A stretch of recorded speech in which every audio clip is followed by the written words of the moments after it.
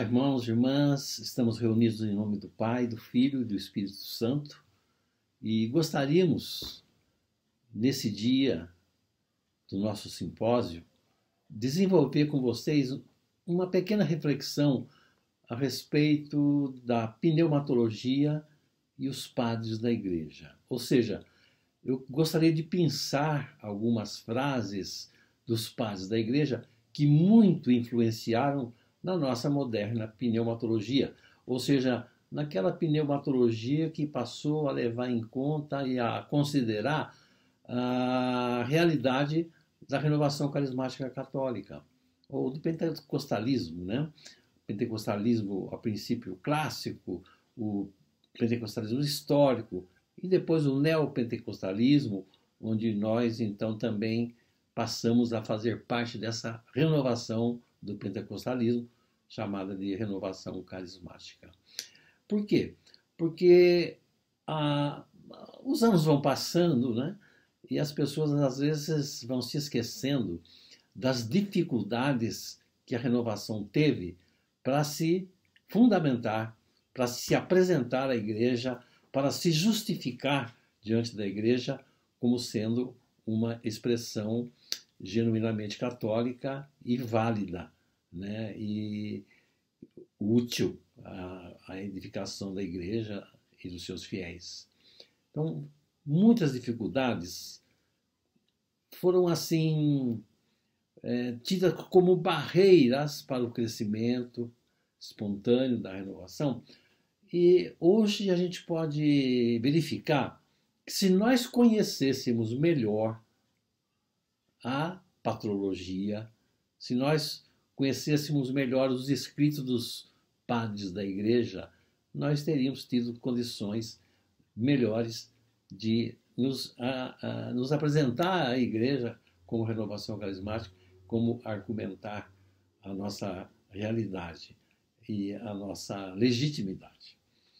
Em outras palavras, não foi fácil introduzir, começar, expandir-se dentro da Igreja Católica com essa espiritualidade que chamamos de renovação carismática, né? Espiritualidade de Pentecostes, num viés católico. E aos poucos, então, nós fomos garimpando e percebendo que muitas das nossas perguntas já tinham resposta na nossa patrologia, na nossa tradição histórica, né? Não foi aí de repente que surgiu o pentecostalismo do nada e passou a exigir respostas teológicas agora, né? A gente simplesmente desconhecia. E tem algumas que são muito importantes para você, meu irmão, minha irmã, que às vezes está chegando na renovação há 10 anos, há 20 anos, né? E não conheceu o começo, os 50 anos dela, e já passamos dos 50 anos, quanta dificuldade os teólogos tiveram para fundamentar e dizer que era uma expressão legítima. Eu vou me ater a um ponto, lógico, o nosso tempo não permite, mas você sabe que o eixo central da espiritualidade pentecostal e carismática, então, portanto, é o batismo no Espírito Santo. E essa expressão, batismo no Espírito Santo, foi uma das grandes barreiras para que a igreja aceitasse a renovação carismática e a sua prática, né? A gente vai demonstrar isso aí. Por exemplo, nós no Brasil tivemos um documento chamado 53, da Conferência Nacional dos Bispos, que nos recomendava que não usássemos a expressão batismo no Espírito. Muitos outros autores de renome também recomendavam que talvez fosse melhor ficar com uma outra expressão, mas não usar o batismo no Espírito. E porque dessa expressão decorriam perguntas que nós não sabíamos, na verdade, responder com facilidade, né? Por exemplo, para você saber, né? Hoje a gente conversa sobre isso com tranquilidade, hoje nós temos condições de fazer uma fundamentação totalmente católica sobre todas essas realidades, né? Mas naquele tempo, quando você falava da pessoa fazer uma experiência do Espírito, uma nova experiência do Espírito, de buscar uma nova presença do Espírito, de pedir uma nova vinda do Espírito, as respostas de muitas pessoas eram: mas o Espírito já não veio? Né? Eu sou batizado sacramentalmente, sou crismado, sou ordenado. Ele já não veio, ele não está. O Espírito foi embora. Né? Pedir mais do Espírito, ele vem aos poucos. Né? A gente brincava, ele vem aos pedaços, alguns até perguntavam. Né? Ele não está aqui. Então, a gente buscava responder isso baseando-se muitas vezes em algumas premissas que nos ligavam aos sacramentos. Então, se você olhar para a teologia do pentecostalismo católico, dos princípios, você vai ver que 90 e sem margem de erro, mais de 90% das reflexões levam em conta a questão dos sacramentos da iniciação para falar de batismo do Espírito Santo. E é lógico que isso tem a sua razão de ser, mas ela não é absoluta. Né? A experiência da efusão do Espírito Santo, do batismo do Espírito Santo, não é uma graça de raiz apenas sacramental, mas também de oração. É claro que a Igreja sempre teve uma grande riqueza de estudos pneumatológicos a respeito do Espírito Santo, grandes tratados desde o seu início, né? Mas esses tratados às vezes eram intratáveis para o povo em geral, né? Faltava um pouco de literatura popular, como vai reclamar Leão XIII, né? Vai pedir que se torne, que se faça dessa teologia alguma coisa de fácil aceitação da parte do povo católico, né? Então, como tem toda uma história de distanciamento que fomos fazendo em relação à pneumatologia na história, especialmente o distanciamento em relação ao exercício dos carismas, a gente também foi deixando de lado de consultar esse material riquíssimo que sempre esteve na Igreja, que está aí para fundamentar tudo aquilo que nós sempre precisamos para nos apresentar com legitimidade. Eu falava da CNBB, também foi pedido uma vez um estudo para um biblista, Padre Ney Brasil, um biblista muito renomado, aí de Santa Catarina, e para saber da legitimidade, se era possível legitimamente usar o termo batismo no Espírito Santo sem entrar em conflito com a nossa teologia, com a nossa espiritualidade, não é? Então, isso tudo demonstra a preocupação que a Igreja tinha com o uso do termo. Para dirimir um pouco essa dificuldade, a teologia que acompanhava a renovação carismática sempre atrelava a experiência aos sacramentos.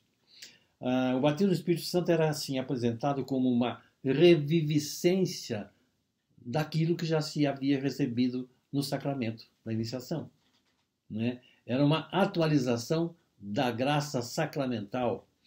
Era assim como que se aquilo que estava adormecido em nós por conta do nosso, ou por ter sido batizado em criança, ou por desconhecimento, aquilo que estava presente de maneiras apenas teóricas na nossa vida, com essa experiência, então, que chamávamos de batismo, vinha à tona, passava da inteligência só, da razão, para o coração, e experimentava-se uma nova presença do Espírito Santo, né? Então, essa era a maneira da gente explicar. A gente usava muito. Então, se você olhar, a maioria mesmo dos escritos se referem a essa reviviscência. Tinha até uma imagem que se usava, né, de um limão espremido num copo, colocado água, jogado açúcar, e se fôssemos beber, estaria azedo. Estaria faltando essa mexidinha nessa mistura aí para dar o sabor de limonada gostoso, né? Outro exemplo que dava era de uma caixinha de música. Caixinha de música, hoje quase não está na moda, né? Mas a caixinha de música está lá. A música está lá dentro, só que precisa abrir para você ouvir a música. Então, esse toque novo do Espírito seria se abrir a caixinha e você passar a viver aquilo que você já tinha em potencial por causa do sacramento, que não deixa de ser de verdade, não deixa de ser verdade, mas nós também precisamos entender que é possível fazer a experiência do Espírito de uma maneira dissociada dos sacramentos. Nossa, mas que coisa!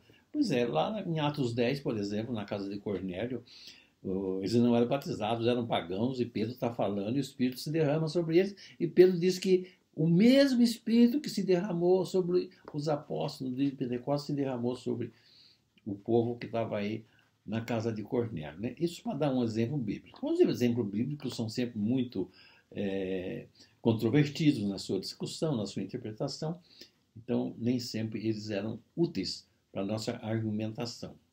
Por isso que era preciso bebermos da fonte da patrologia para justificarmos. Então, tem coisas lindas e simples que nos dão a total garantia da legitimidade católica dessa prática do batismo no Espírito Santo. E a nossa história católica de pentecostalismo, né, nos últimos tempos, né, porque a gente sempre teve essa história, ela era normativa nos 8 primeiros séculos, inclusive, mas nos últimos tempos, né, nos últimos 2 séculos, século e meio atrás, teve uma expressividade muito forte a partir do profetismo de uma freira italiana nascida em Lucca, chamada Helena Guerra, que manteve um diálogo com o Papa Leão XIII, ao final do século XIX, e que suscita, anima Leão XIII a escrever 3 documentos, entre eles uma encíclica. A primeira encíclica do Espírito Santo, Divino Illudi Munus, 9 de maio de 1897. E depois, na passagem do milênio, né, do século XIX para o século XX, não milênio, o Papa consagra o século XX ao Espírito Santo. E com a encíclica, ele então reconhece que o Espírito Santo está um tanto quanto esquecido, ali deixado. Claro, o Espírito nunca deixou de guiar a igreja, né? Mas assim, a liturgia, a nossa cultura religiosa, a nossa música, os nossos escritos populares, a nossa catequese, a nossa evangelização falava pouco do Espírito Santo. Então ele pede isso, e isso vai se acentuando nesses tempos aí mesmo do século XX. Helena Guerra então dá esse impulso ao falar com a hierarquia desse vácuo que estava havendo entre a cristologia e a pneumatologia. Leão XIII toma essa iniciativa e então começa a haver a despertar-se na igreja, no meio teológico, um novo interesse pela vida carismática. Alguns teólogos, alguns padres franceses, alguns padres alemães começam a estudar e a trabalhar. Mas o interessante é que João XXIII, que muitos conhecem a sua história, foi sagrado Papa em outubro de 58, e em abril de 59 ele faz a sua primeira beatificação. E beatifica exatamente Helena Guerra, né, e fala muito bonito sobre o seu papel profético dentro da linha da pneumatologia. E ele fala uma coisa muito, muito interessante. Ele abre um discurso novo na vida da pneumatologia na igreja. Olha, ele se reúne, fala no dia da beatificação com o povo todo da igreja, né, lá presente, mas no dia seguinte ele reúne-se com a família, mesmo da irmã, da Beata, e com as suas filhas espirituais. Eram as oblatas do Espírito Santo. E ele fala assim, nesse diálogo um pouco mais familiar, né? Fala assim, diletos filhos e filhas, depois de tantos anos da partida da Madre Helena Guerra, sua mensagem permanece sempre atual. Todos percebemos, de fato, a necessidade de uma contínua efusão do Espírito Santo, como de um novo Pentecostes que renove a face da terra. Ele já havia dito isso no dia anterior, que essa mulher foi quem, se a gente estava celebrando o melhor Pentecoste hoje, era por causa dela. Né? E vejam, ele fala de uma contínua efusão do Espírito e de a necessidade de um novo Pentecostes, um novo derramamento do Espírito. E essas eram as nossas dificuldades em explicar a renovação no começo. Né? Também ele fala,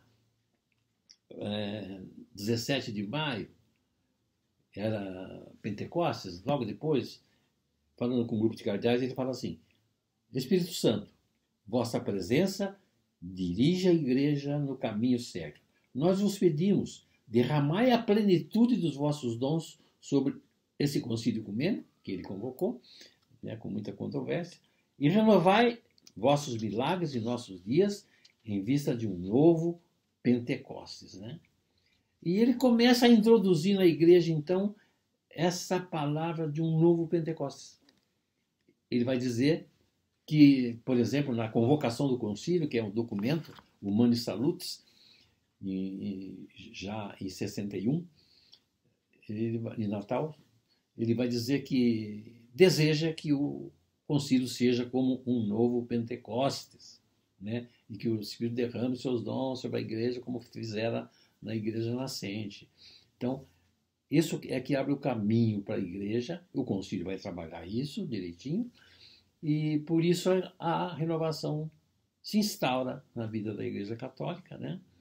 Termina o concílio em dezembro de 65, em 66 alguns dirigentes de concílio se reúnem, discutem sobre a sabedoria do Espírito. Em 67 a gente sabe que tem o primeiro retiro lá, que 4 pessoas que tinham feito a experiência católica organizam e ali começa então a renovação carismática católica. Mas eu queria agora chegar então agora naquilo que nos interessa, que fala dos nossos padres, da nossa patrologia, podem nos ajudar hoje e puderam nos ajudar, né, de algumas décadas para cá a compreender e a justificar essa possibilidade de poder receber mais do Espírito Santo, sim, Senhor, ainda que já tendo sido batizado, e também receber de novo, mais. Algumas falas, né? Santo Agostinho, então, no seu livro Comentário ao Evangelho de São João, né? São homilias, e na homilia 72, Santo Agostinho fala uma frase que assim fundamenta tudo isso que a gente vinha lutando e buscando saber. Santo Agostinho fala assim, olha, ele comenta um pouco primeiro sobre a necessidade de conhecer o Espírito para poder conhecer Jesus, que os apóstolos tinham Jesus numa certa medida, mas ainda não plenamente. Ele fala de um modo oculto, mas era preciso que se manifestasse. Né? Isso tudo está aqui na homilia 72. E ele, em certo momento da homilia, diz assim, olha, ninguém pode amar e obedecer a Jesus Cristo sem o Espírito Santo. A gente pode pensar, bom, então estamos bem, nós temos o Espírito Santo. Mas ele continua. E a gente pode tanto mais amar e obedecer a Jesus Cristo, quanto mais Espírito Santo nós tivermos. Epa, falou em quantidade de Espírito. Né? Mas vem aos poucos, bem. Quanto mais tivermos. Como é que é isso? Como é que se explica isso? Ele continua falando. Né? É por isso que o Espírito Santo é dado para aqueles que não o possuem, para que o possuam e assim possam conhecer, amar, obedecer a Jesus Cristo. Mas também o Espírito Santo, diz ele, é prometido e dado àqueles que já o possuem, para que assim possam, de uma maneira mais abundante, conhecer, amar e obedecer a Jesus Cristo. Então, de uma maneira mais abundante. Então, não se trata de medir quanto de, mas da consciência que se tem dessa presença. Né? Ele vai dizer assim, somente Jesus Cristo não precisa de mais Espírito. Claro, é um com ele, né? A natureza só. Mas ele fala, nós precisamos. E não porque ele seja limitado em dar-se, mas porque nós somos limitados em receber. Então, quando eu tomo essa consciência de que é possível que, apesar de eu já ter o Espírito, eu crescer no entendimento da presença dele na minha vida, muda e abre a minha cabeça à experiência da renovada e contínua efusão do Espírito Santo. Eu começo então a pensar na fala de um outro padre, né, que dizia assim, dizer que Santo Tomás de Aquino, na Teologia das Missões, né, vai dizer que uma pessoa divina vem não significa que ela se desloque de um lugar onde ela esteja para um lugar onde ela nunca estivera. Não.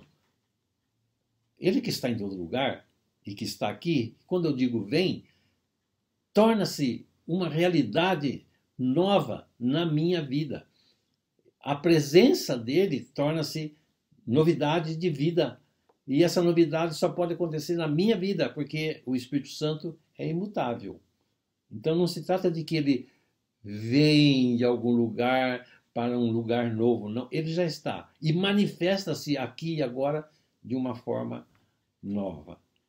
E Tomás fala ainda assim, a cada nova missão, a cada nova vocação, né, cada novo chamado, é necessário uma nova efusão do Espírito Santo. Então, ele vai falar também de uma doutrina chamada de promotio, né, de promoção, em que ele diz assim, a graça do Espírito Santo ocorre na vida de uma pessoa da seguinte maneira: quando ela toma consciência dessa presença, ocorre como que uma promoção no seu estado de graça. Para assim, ocorre uma transformação no seu precedente estado de graça. Não importa qual precedente estado, se você era ateu, se você era santo, não importa. Acontece uma promoção. Você passa de um estado anterior de graça para um novo e renovado estado de graça. Então, é uma contínua efusão do Espírito. Eu posso, se a cada nova missão eu preciso de uma nova efusão, estava certo João 23, que nós precisamos de uma contínua efusão do Espírito Santo. Contínua efusão. Não dá para achar que o Espírito Santo já fez em nós tudo o que tinha que fazer. Que o Espírito Santo esgotou o que tinha para nos dar. Que Pentecostes esgotou o que o Espírito Santo tinha para o mundo, para os homens. Não. É sempre possível que ele venha novamente, se manifeste novamente e que cada um de nós tenha uma consciência maior do que é possível que ele faça na nossa vida. Hoje, falando desse assunto, assim, parece um tanto quanto trivial, né? Mas muita gente teve muita dificuldade de aceitar o batismo do Espírito Santo por causa dessas barreiras. E muitas vezes as pessoas hoje ainda têm essa dificuldade, não manifestam, mas isso atrapalha a abertura à graça na sua vida, essa graça do batismo na sua vida, né? O padre Francis Sullivan, que foi um dos grandes teólogos que estudaram a renovação carismática no começo, inclusive a pedido de Paulo VI, né, era professor da Gregoriana de Roma, eu tenho a graça de conhecê-lo. Ele escreveu um livro onde ele fala dos ensinamentos de Santo Tomás, né? E ele, veja, para nós então, ele fala do estudo e diz assim, olha, eu concluo desse ensinamento de Santo Tomás, que nós estamos falando, na teologia dos envios, das missões, que não há razão pela qual os católicos, que acreditam que já receberam o Espírito Santo em sua iniciação sacramental, não possam esperar novas vindas do Espírito a eles, para movê-los do estado de graça no qual já estão para uma nova fase, ou um novo estado de graça. Né? Você era santo, vai ficar mais santo. Né? Você estava se iniciando na vida cristã, vai crescer. É um novo estado de graça.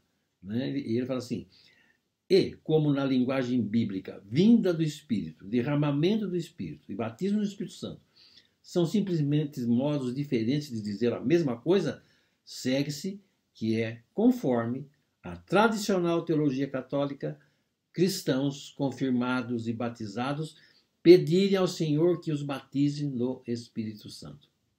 O que estão pedindo na linguagem de Santo Tomás é uma nova vinda do Espírito, que começaria um trabalho da graça decisivamente novo em suas vidas. Como temos visto através dos exemplos que nos dá Santo Tomás, ele, obviamente, não se surpreenderia se esse novo trabalho da graça envolvesse um dom carismático. Então, não há barreiras para o católico usar e buscar essa experiência, né? Mas Papa Francisco agora abriu assim o caminho para que a gente se sirva dessa expressão. Mas até ele, né, João Paulo II usou como efusão algumas vezes. Agora Francisco não, né? Então, eu queria terminar falando aqui de algumas conclusões que vêm para o padre Francis Robert sobre o ensinamento de São Tomás. Ele diz assim, olha, se interpretarmos o que as pessoas na renovação carismática chamam de batismo do Espírito Santo, à luz do que Santo Tomás chama de vindas do Espírito, que movem as pessoas a uma nova fase ou a um novo estado de graça, muitas outras conclusões se seguem. Mencionarei aqui duas delas, e eu termino com isso. Primeiro, há uma boa razão para acreditar que estas vindas do Espírito têm acontecido a pessoas através de toda a história. A história de vida de praticamente toda pessoa santa, canonizada ou não, inclui geralmente algum momento de decisão, alguma conversão que marca uma mudança radical na vida da pessoa. Segundo ponto para o qual eu gostaria de chamar a atenção é que não há razão para pensar que uma nova vinda do Espírito ou um batismo no Espírito possa se realizar só uma vez na vida. É verdade que o caso da expressão batismo no Espírito pode criar a impressão de que, como o sacramento do batismo, isso deva ser uma espécie de iniciação, ou um acontecimento único, que não se repete. Mas, a meu modo de ver, essa é a razão pela qual o termo batismo no Espírito está sujeito a ser mal compreendido pelas pessoas que estão acostumadas a falar de batismo apenas em conexão com o sacramento, como eu dizia no começo. Não. Meus irmãos, minhas irmãs, é uma grande graça de Deus que atravessa os séculos. Em todos os séculos da Igreja, Deus levou pessoas, tocou pessoas simples, letradas, pessoas santas, pessoas pecadoras, tocou-as com essa graça de uma nova visita do Espírito Santo, tendo elas sido batizadas, então nova, ou sido pela primeira vez. Deus tocou essas pessoas e elevou-as de um precedente estado de graça a um novo e mais atualizado estado de graça. Sempre. Então nós não precisamos ter medo. Batismo no Espírito é uma vez só. Sim, com aquele sentido crítico de uma mudança de vida uma vez só. Mas nada impede que nós precisamos, para cada nova missão, pedir sempre mais e mais do Espírito Santo em nossas vidas. E Deus está aí para dar. O Catecismo da Igreja Católica 667 garante isso. Tendo Jesus entrado de uma vez por todas no céu, intercede por nós como garantia, né, uma renovada, permanente efusão do Espírito Santo. Como um intercessor que garante para nós uma renovada efusão do Espírito Santo. Então, não deixemos de pedir a todo e qualquer instante. diante de qualquer atividade ou dificuldade ou facilidade. Vem, Espírito Santo, enche a minha vida novamente. Toma posse do meu ser. Dá-me uma nova consciência da sua presença. Abre o meu entendimento. Eu te amo, Espírito Santo.